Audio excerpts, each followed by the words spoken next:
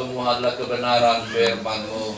Jadikan hati jemaat yang mendengarkan hati-hati yang baik. Jangan jadikan seperti tanah yang di pinggir jalan, tanah yang berbatu-batu, tanah yang beronak duri. Tapi jadikan semua jemaat hari ini menjadi hati-hati seperti tanah yang subur. Terima kasih Bapa, terima kasih Tuhan, berbicaralah. Kami siap mendengar, merenungkan, bahkan melakukannya dalam hidup keseharian kami. Dalam nama Tuhan Yesus yang mengasihi Tuhan katakan, amin.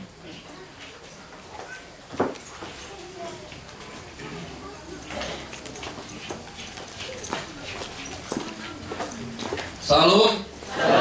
Saya perkenalkan dulu, sebagian sudah kenal, sebagian mungkin baru belum kenal. Nama saya Pendeta Hendra Gunawan. Saya dari Jakarta, dari Gereja Kristus Rahmani Indonesia Ebenezer yang ada di Jakarta, tepatnya di perumahan Bojong Indah. Kami memiliki cukup banyak cabang, selain di Pulau Bali, barangkali ada 13, ada di Kupang 1, ada di Sorong 1, ada di Bogor 1, ada di Pontianak 1, di Bengkayang, Perkampungan Orang Dayak 1, ada juga di Bangka. Di Bangka ada 3, juga ada 1 penginjil yang kami kirim, Evangelis Nerius Pedadobik, ya, pemuda Ambon yang dikirim ke negara Kirgistan, bekas negara pecahan Rusia.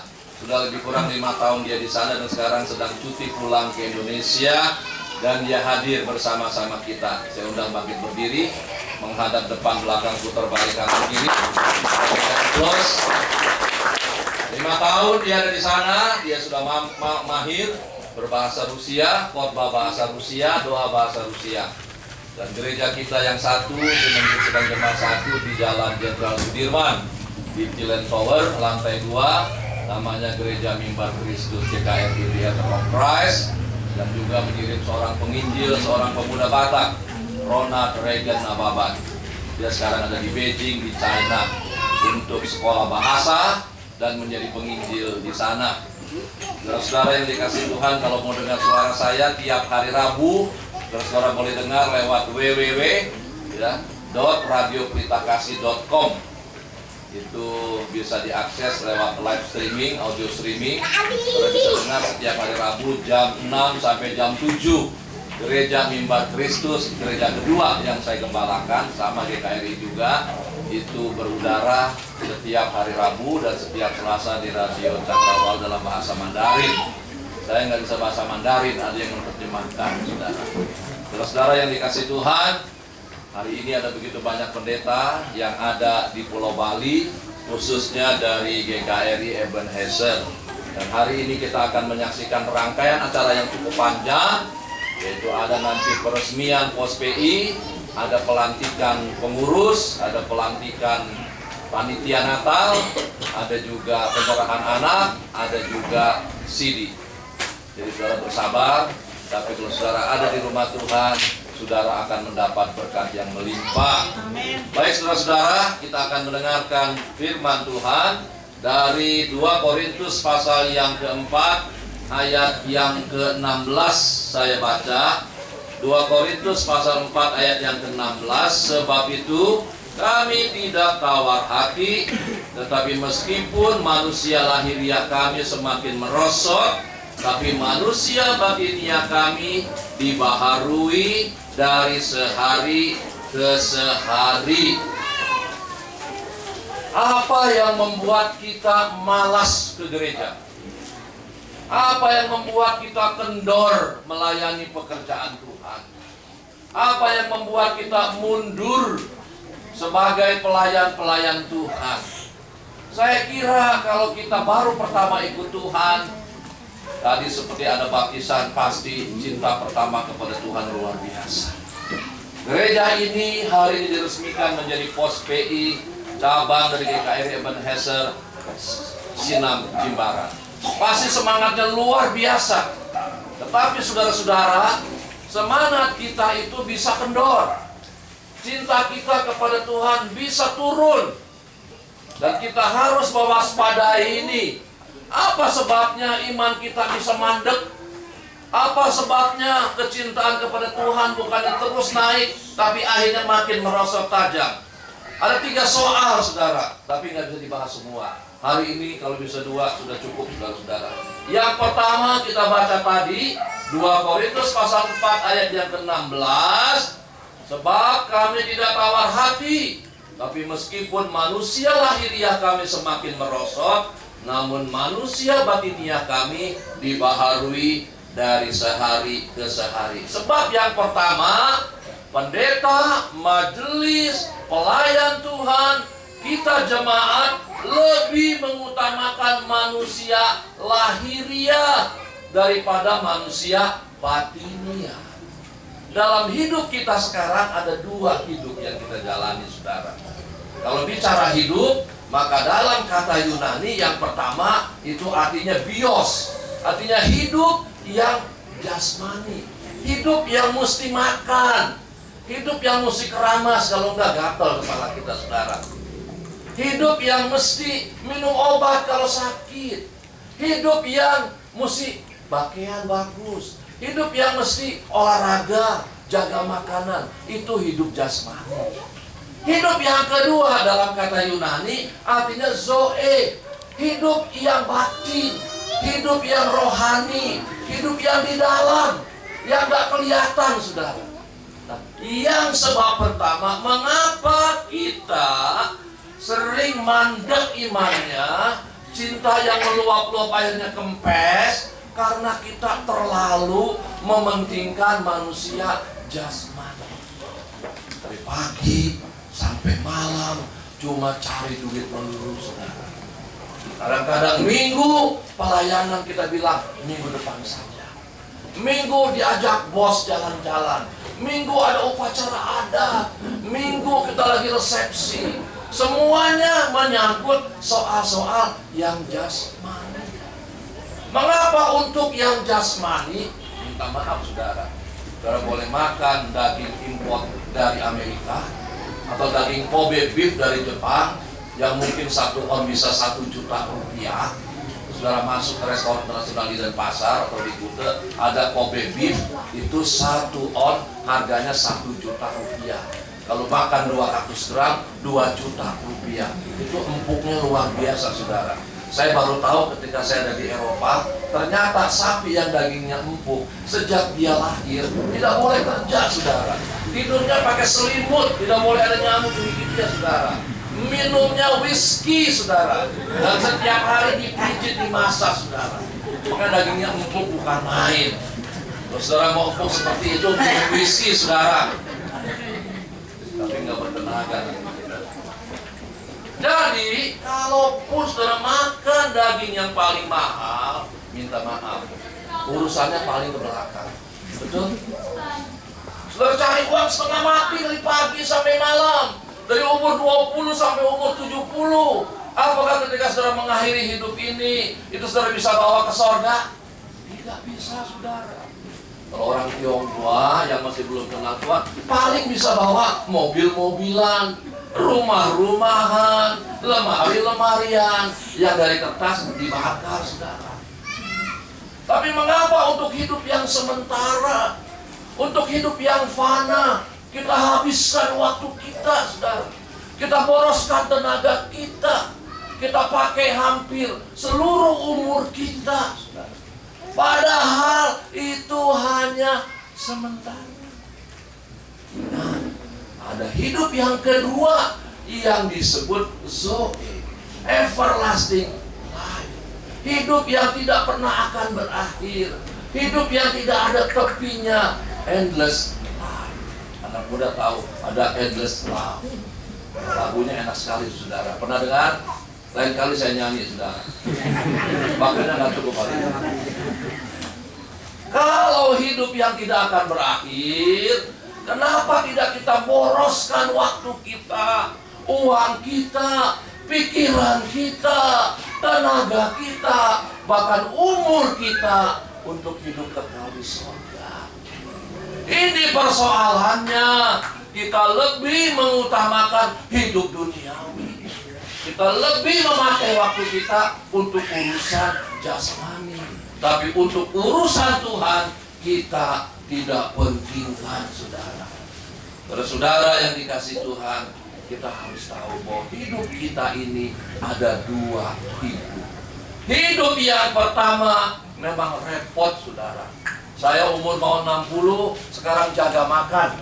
Semalam pelayanan di Pontianak, durennya luar biasa bagus, murahnya bukan main. Cuma 15.000, saudara. Yang ajak pergi bilang, Pak Hendra, makan durian 5. Saya bilang 5 batu aja saya nggak mau, apalagi 5 buah, saudara. 15.000 di Bali mahal durian ya. Saya pernah lewat ke Pak Sutrawa, mintanya 70.000, 65.000. Saya bilang nggak jadi deh. Saudara yang dikasih Tuhan, hidup kita yang jasmani saja itu harus dirawat, harus diatur makannya, asupan gizinya. Kita harus latihan olahraga. Tapi mengapa untuk hidup yang rohani tidak kita rawat, saudara? Kita akan kelelahan, kita akan capek, kita akan kehilangan semangat kalau hidup ini melulu untuk bios. Tapi kalau saudara jaga hidup rohani saudara, kesusahan boleh datang bertubi-tubi menimpa kita. Penyakit kanker boleh tiba-tiba muncul di tubuh kita. Orang yang kita sayang boleh tiba-tiba hilang dari kehidupan kita. Tapi kekuatan yang dari hidup Zoe ini akan menolong kita. Saudara, manusia dapat bertahan hidup bukan karena unsur jasmani saja, bukan karena makan daging sapi saja, tapi ada unsur yang tidak kelihatan yang membuat kita kuat, kokoh, dan perkasa di tengah-tengah keadaan yang paling sulit sekalipun. Itulah sebabnya mulai hari ini kita harus mengutamakan Tuhan dalam hidup kita. Mengapa kita tersinggung di gereja? Mengapa kita marah kepada pendeta? Cuma satu sebabnya, kita terlalu memperhatikan hidup jasmani kita, perasaan kita, emosi kita, harga diri kita, saudara. Mengapa manusia jadi sombong? Mengapa orang jadi begitu arogan? Karena hidupnya cuma dikuasai oleh hidup jasmani. Tapi kalau hidup rohani yang kita munculkan, hidup kekal, kita tidak akan menjadi orang-orang seperti yang saya sebut tadi, saudara. Yang kedua, ayat yang 17, sebab penderitaan ringan yang sekarang ini mengerjakan bagi kami kemuliaan kekal yang melebihi segala-galanya, jauh lebih besar daripada penderitaan kami. Yang kedua, saudara, yang membuat iman kita mati, yang membuat gereja tidak berkembang, yang membuat pelayanan makin lama makin kendor, adalah karena kita tidak siap menderita. Saudara, bicara soal menderita ini luar biasa. Banyak orang tidak siap untuk hidup susah. Banyak orang tidak siap untuk bisa bertahan di tengah-tengah penderitaan. Banyak orang lebih berpihak kepada hidup dunia daripada hidup rohani. Saya mau sampaikan 3 hal secara cepat, saudara. Bagaimana kita bisa bertahan di tengah-tengah kesulitan sekalipun. Saudara, daftarkan saja apa itu kesulitan, saudara. Karena mungkin tiba-tiba kehilangan motor yang belum lunas. Mungkin rumah yang kau tabung sejak kau pertama kerja tiba-tiba hangus terbakar. Mungkin istri yang kau cintai tiba-tiba dia pergi dengan laki-laki lain. Mungkin anak pertama yang kau harapkan bisa menjadi penopang keluarga, tiba-tiba dia melawan kita. Dan begitu banyak persoalan dunia ini yang tiba-tiba mengurung, memenjarakan hidup kita. Saudara, penderitaan itu luar biasa datangnya. Kita akan digulung, dihempas oleh penderitaan bila kita tidak siap. Kuncinya cuma 2. Yang pertama, saudara harus mengenal siapa diri. Kalau saya tahu saya adalah anak seorang kaya, saya tidak usah pusing memikirkan apakah nanti ada yang biaya saya masuk ke universitas. Tugas saya belajar dan belajar, saudara. Karena ada papa yang siap untuk mendukung dana sampai saya jadi sarjana.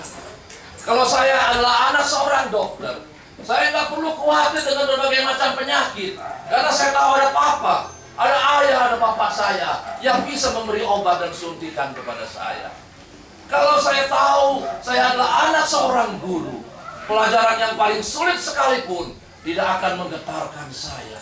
Karena pulang tinggal tanya sama papa, apa jawaban dari pertanyaan seperti ini. Saudara-saudara mesti tahu, saudara anak siapa. Kalau saudara tahu saudara siapa, saudara anak siapa, maka saudara akan kokoh dan kuat.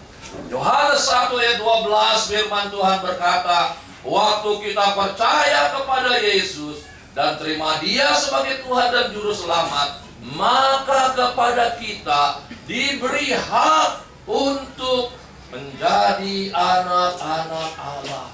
Kita diberi kuasa, diberi power, diberi senjata untuk menjadi anak-anak Allah.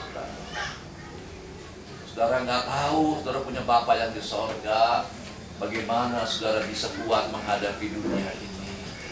Kalau saya nggak tahu papa saya adalah seorang yang kaya, saya bisa kurang semangat untuk belajar. Saya berpikir nanti bagaimana masuk universitas, bagaimana nanti untuk kontrak rumah, untuk bayar uang ujian, dan lain sebagainya. Tapi kalau saya tahu papa saya punya uang banyak, saya nggak usah pusing, saudara. Jadi kunci pertama, saudara mesti tahu saudara siapa. Tahu nggak siapa saudara? Saudara adalah anak dari Bapa yang di sorga. Saudara diberi kuasa untuk menjadi anak-anak Allah. Apa yang Bapa punya, itu punya saudara. Apa yang Bapa miliki, itu milik saudara. Itu yang pertama yang penting saudara camkan baik-baik. Yang kedua, saudara mesti tahu apa ciri-ciri tanda bahwa saudara adalah anak Allah. Mungkin setiap orang mengaku saya anak Allah, saya anggota gereja sana, saya dibaptis tanggal sekian, ini suratnya. Tapi apakah Anda anak Allah atau bukan, tergantung kepada ciri yang saudara perlihatkan dalam hidup saudara. Anak Allah punya ciri 3 saudara. Yang pertama, anak Allah mesti punya prinsip hidup yang kuat. Anak Allah mesti punya prinsip hidup yang kuat. Kalau kita tidak punya prinsip hidup yang kuat, maka kita bukanlah anak Allah. Kita harus berpikir seperti Allah. Kita harus berperilaku seperti Allah. Kita mesti punya prinsip hidup seperti Allah, saudara. Pada waktu Yesus dicobai oleh iblis, Matius pasal 4, Yesus berkata manusia hidup bukan dari roti saja. Yesus sedang mengajarkan sebuah prinsip kehidupan. Manusia, saya bilang tadi, punya 2 arti hidup. Pios, kita memang tergantung kepada roti, kepada nasi yang harus kita makan sehari 3 kali. Supaya kita sehat, supaya kita punya energi, supaya kita bisa bekerja. Tetapi saudara, hidup kita yang kedua adalah Zoe, hidup yang kekal. Ada makanan yang harus diberikan untuk hidup kita, saudara. Tapi juga ada makanan yang harus diberikan untuk rohani kita, saudara. Ketika Yesus berkata manusia bukan hidup dari roti saja, Yesus mau berkata bahwa ada yang lain yang kita butuhkan selain roti untuk hidup kita.